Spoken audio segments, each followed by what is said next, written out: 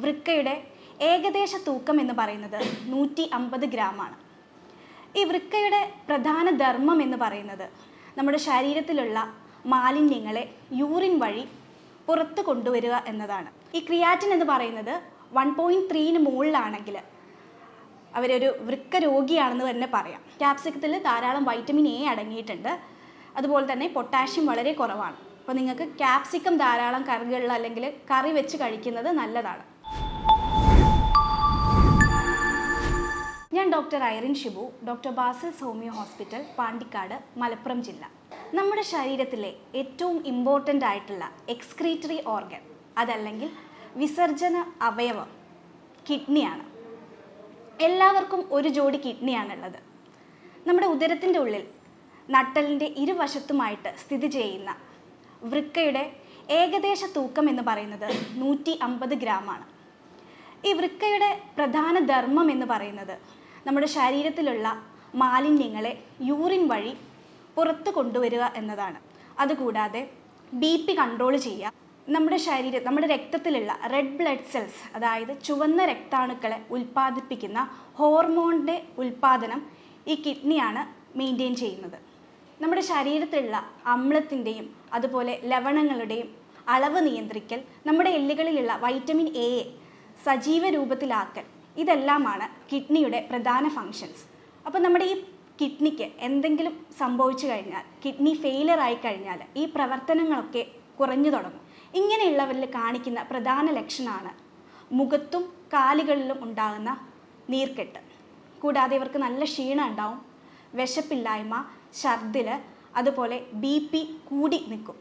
വൃക്ക രോഗമുള്ളവർ ആദ്യകാലങ്ങളിൽ തന്നെ ചികിത്സിച്ച് കഴിഞ്ഞാൽ നമുക്കിത് മരുന്ന് കൊടുത്തും അല്ലെങ്കിൽ നിങ്ങളുടെ ഒരു ഫുഡ് പാറ്റേൺ ചേഞ്ച് ചെയ്തും കൊണ്ട് നമുക്കത് നോർമലാക്കാൻ പറ്റുന്നതാണ്. എന്നാൽ ഇത് നിങ്ങൾ ലേറ്റർ ആയിട്ടാണ് ഡയഗ്നോസ് ചെയ്യുന്നതെങ്കിൽ ഇത് നേരെ കിഡ്നി ഫെയിലിയറിലേക്കാണ് ലീഡ് ചെയ്യുക. പ്രധാനമായും 2 ടൈപ്പ് കിഡ്നി ഫെയിലിയറാണുള്ളത്: acute kidney failure and chronic kidney failure. Acute kidney failure എന്ന് പറയുന്നത് പെട്ടെന്ന് സംഭവിക്കുന്നതാണ്, ഒരു താത്കാലിക സ്തംഭനാണ്.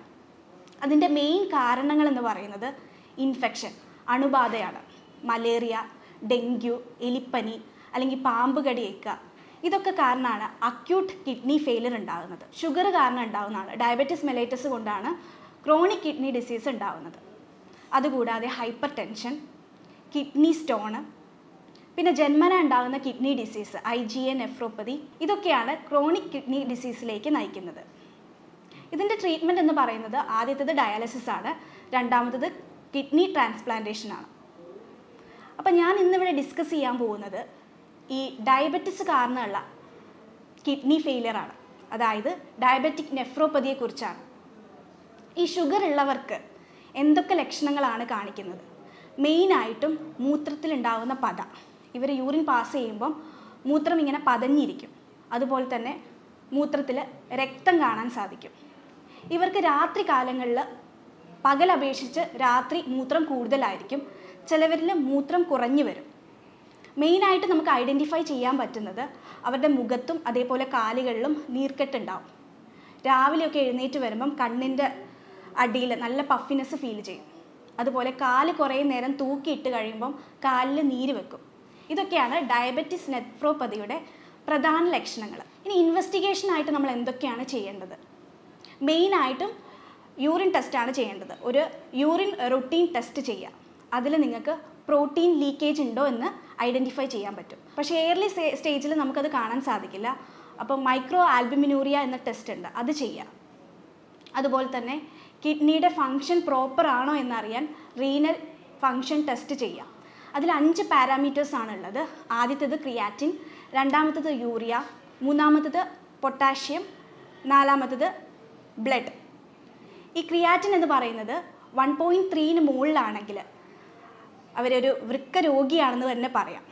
അതൊരു 1.3, ചിലയിടത്ത് 1.5, ചില ലാബിൽ അത് വേരി ചെയ്യും. 1.3യുടെ മുകളിലാണെങ്കിൽ വൃക്ക രോഗം ഉണ്ടെന്ന് തന്നെ പറയാം. യൂറിയ ആണെങ്കിൽ 40 എബോവ് ആവുകയാണെങ്കിലാണ് നമ്മൾ വൃക്ക രോഗം ഉണ്ടെന്ന് കണക്കാക്കുന്നത്. പിന്നെ പൊട്ടാഷ്യം എന്ന് പറയുന്നത് എപ്പോഴും ഒരു 5.2 to 5.3ൻ്റെ ഉള്ളിൽ നിൽക്കുന്നതാണ് ഏറ്റവും നല്ലത്. ലാസ്റ്റാണ് ഹീമോഗ്ലോബിൻ. നമ്മൾ ഹീമോഗ്ലോബിൻ ചെക്ക് ചെയ്യുക, ബ്ലഡ് കുറയുന്നുണ്ടോ എന്ന് നോക്കുക. കാരണം ഈ കിഡ്നിയുടെ പ്രധാന ഫംഗ്ഷനാണ് ഞാൻ പറഞ്ഞു ഈ രക്തത്തിലുള്ള RBC പ്രൊഡ്യൂസ് ചെയ്യുന്ന ഹോർമോൺ, അതായത് എരിത്രോപോയിറ്റിൻ എന്ന ഹോർമോണെ ഉൽപ്പാദിപ്പിക്കുന്നത് കിഡ്നിയാണ്. അപ്പോൾ കിഡ്നിക്ക് എന്തെങ്കിലും ഫെയിലിയർ സംഭവിച്ചു കഴിഞ്ഞാൽ ഈ ഹോർമോൺ പ്രൊഡ്യൂസ് ആവില്ല. അപ്പം റെഡ് ബ്ലഡ് സെൽസ് RBCയുടെ ലെവൽ കുറഞ്ഞു വരും, അതുമൂലം HB കുറയും. പിന്നെ ഉള്ള ടെസ്റ്റാണ് ആൽബുമിനൂറിയ, അതായത് മൈക്രോ ആൽബുമിനൂറിയ. ഇനി ഡയബറ്റീസ് ഉള്ളവർ എന്തൊക്കെ കാര്യങ്ങൾ ശ്രദ്ധിക്കണം എന്നാണ് പറയുന്നത്. മെയിനായിട്ടും അവരവരുടെ വെയിറ്റ് കുറയ്ക്കാൻ ശ്രദ്ധിക്കുക, അതുപോലെ നല്ല വ്യായാമം ചെയ്യുക, നിങ്ങളുടെ ബോഡി അനങ്ങുന്ന ടൈപ്പിൽ വേർക്കുന്ന ടൈപ്പിലുള്ള വ്യായാമം ചെയ്യുക. ഫുഡിലാണെങ്കിൽ കാർബോഹൈഡ്രേറ്റ്സ് കുറവുള്ള കംപ്ലീറ്റ് ആയിട്ട് ഷുഗർ കട്ട് ഓഫ് ചെയ്യുക, നിങ്ങളുടെ ഡയറ്റിൽ നിന്ന് ഷുഗർ കംപ്ലീറ്റ് ആയിട്ട് കട്ട് ഓഫ് ചെയ്യുക. അതേപോലെ വെജിറ്റബിൾസ് ധാരാളം കഴിക്കുക, ഫ്രൂട്ട്സ് കഴിക്കാം, ഒരു ലിമിറ്റ് വെച്ച് ഫ്രൂട്ട്സ് നിങ്ങൾ കഴിക്കുക. ലാസ്റ്റ് നിങ്ങൾ ശ്രദ്ധിക്കേണ്ട ഒരു കാര്യമാണ് ഉപ്പിൻ്റെ അളവ്. ഉപ്പിൻ്റെ അളവ് നിങ്ങൾ പരമാവധി കുറയ്ക്കുക. ഒരു ദിവസം എടുക്കേണ്ട ഉപ്പിൻ്റെ അളവ് എന്ന് പറയുന്നത് 6 ഗ്രാമിൽ കുറവാണ്. അത് ഏകദേശം 1/4 ടീസ്പൂൺ ഉപ്പ് മാത്രമേ നിങ്ങൾക്ക് ഒരു ദിവസം എടുക്കാൻ പറ്റുള്ളൂ. പിന്നെ ഞാൻ പറഞ്ഞു പ്രധാന ലക്ഷണത്തിൽ പെടുന്ന ഒന്നാണ് നീർക്കെട്ട്. ഈ മുഖത്തും കാലിലൊക്കെ ഉള്ളവർ നീർക്കെട്ടുള്ളവർ എത്ര വെള്ളം കുടിക്കണം എന്നുണ്ട്. ഒരു 3 to 4 ഗ്ലാസ് വെള്ളമാണ് നീർക്കെട്ടുള്ളവർ കുടിക്കാൻ പാടുള്ളൂ. എന്നാൽ നീർക്കെട്ടൊന്നും ഇല്ലാത്തവരാണെങ്കിൽ ഒരു ദിവസം ഒരു നോർമൽ ഹെൽത്തി പേഴ്സണിൻ്റെ യൂറിൻ ഔട്ട്പുട്ട് എന്ന് പറയുന്നത് 2 to 2.5 ലിറ്ററാണ്. ആ ഒരു 2.5 ലിറ്റർ യൂറിൻ ഔട്ട്പുട്ട് ആവണമെങ്കിൽ എത്രത്തോളം വെള്ളം കുടിക്കാവോ അത്രത്തോളം വെള്ളം നിങ്ങൾക്ക് കുടിക്കാവുന്നതാണ്. ഇനി എന്തൊക്കെ ഫുഡ് നമുക്ക് ഉൾപ്പെടുത്താം എന്നുള്ളതാണ്. അതായത് ഫ്രൂട്ട്സ്, വെജിറ്റബിൾസിൽ അത് ഏതൊക്കെ ഫ്രൂട്ട്സ് കഴിക്കണം, ഏതൊക്കെ വെജിറ്റബിൾസ് കഴിക്കണം എന്ന് ഞാൻ പറഞ്ഞു തരാം. ഫ്രൂട്ട്സിലാണെങ്കിൽ നമ്പർ 1 ആണ് ഗ്രീൻ ആപ്പിൾ. ഗ്രീൻ ആപ്പിളിൽ കലോറി കുറവാണ്, അതുപോലെ തന്നെ അതിൽ വൈറ്റമിൻ എയും വൈറ്റമിൻ സിയും ധാരാളം അടങ്ങിയിട്ടുണ്ട്, ഫൈബറും ധാരാളം അടങ്ങിയിട്ടുണ്ട്. അപ്പോൾ നിങ്ങൾ ശ്രദ്ധിക്കണം, നിങ്ങളുടെ പൊട്ടാഷ്യത്തിൻ്റെ ലെവൽ നിങ്ങൾ നോക്കണം. കമ്പാരിറ്റീവ്ലി ഈ ഗ്രീൻ ആപ്പിളിൽ പൊട്ടാഷ്യം ലെവൽ കുറവാണ്. അതുകൊണ്ട് നിങ്ങൾക്ക് എന്നും കഴിക്കണം എന്നല്ല പറയുന്നത്, നിങ്ങൾക്ക് ഒരു പീസ് ഒരു ഡേ എടുക്കുന്നതിൽ കുഴപ്പമില്ല. രണ്ടാമത്തതാണ് പപ്പായ. പപ്പായയിലും ധാരാളം വൈറ്റമിൻ എ, വൈറ്റമിൻ സി അടങ്ങിയിട്ടുണ്ട്. അതുപോലെ കലോറി വളരെ കുറവാണ് പപ്പായയിൽ. പപ്പായ എടുക്കുന്നതിൽ തെറ്റില്ല, പപ്പായയിൽ കമ്പാരിറ്റീവ്ലി പൊട്ടാഷ്യം കുറവാണ്. അടുത്തത് പേരയ്ക്കയാണ്. പൊട്ടാഷ്യം കൂടുതലുള്ളവർ പേരയ്ക്ക ഒരിക്കലും എടുക്കരുത്. പൊട്ടാഷ്യം ലെവൽ നോർമൽ ആണെങ്കിൽ നിങ്ങൾക്ക് പേരയ്ക്ക എടുക്കാം. നെക്സ്റ്റ് വണ്ണാണ് ഇലിമ്പിക്ക, ബിലിമ്പിക്ക എന്നൊക്കെ പറയും. അത് കൊളസ്ട്രോൾ ലെവൽ കുറയ്ക്കാനും അതുപോലെ BP കുറയ്ക്കാനും അമിതഭാരം കുറയ്ക്കാനും എല്ലാവരും ജ്യൂസ് അടിച്ച് കഴിക്കാറുണ്ട്. ഈ ബിലിമ്പിക്കയിൽ കാൽഷ്യം ഓക്സലേറ്റ് അടങ്ങിയിട്ടുണ്ട്. അപ്പോൾ നമ്മളിത് ധാരാളം ജ്യൂസ് അടിച്ച് കുടിക്കുകയാണെങ്കിൽ കിഡ്നിയിൽ സ്റ്റോൺ ഓക്സലേറ്റ് ക്രിസ്റ്റൽസ് ഫോം ചെയ്യാൻ സാധ്യതയുണ്ട്. അപ്പം ആ ബിലിമ്പിക്ക കഴിക്കുന്നവരാണെങ്കിൽ അതൊന്ന് കുറയ്ക്കാം. ഇനി രണ്ടാമത് വെജിറ്റബിൾസ്. എന്തൊക്കെ വെജിറ്റബിൾസ് നമുക്ക് കഴിക്കാം? നിങ്ങൾ വെജിറ്റബിൾസും ഫ്രൂട്ട്സും കഴിക്കുമ്പോൾ ശ്രദ്ധിക്കേണ്ട ഒരു കാര്യമുണ്ട്, നിങ്ങളത് നന്നായി വാഷ് ചെയ്തതിന് ശേഷം വേണം കഴിക്കാൻ. വെജിറ്റബിൾസിൽ നമ്പർ 1 പറയുന്നതാണ് ക്യാപ്സിക്കം. ക്യാപ്സിക്കത്തിൽ ധാരാളം വൈറ്റമിൻ എ അടങ്ങിയിട്ടുണ്ട്, അതുപോലെ തന്നെ പൊട്ടാഷ്യം വളരെ കുറവാണ്. അപ്പോൾ നിങ്ങൾക്ക് ക്യാപ്സിക്കം ധാരാളം കറികളിൽ അല്ലെങ്കിൽ കറി വെച്ച് കഴിക്കുന്നത് നല്ലതാണ്. രണ്ടാമത് ക്യാബേജ്. ക്യാബേജിൽ ധാരാളം വൈറ്റമിൻ എ, വൈറ്റമിൻ കെ അടങ്ങിയിട്ടുണ്ട്.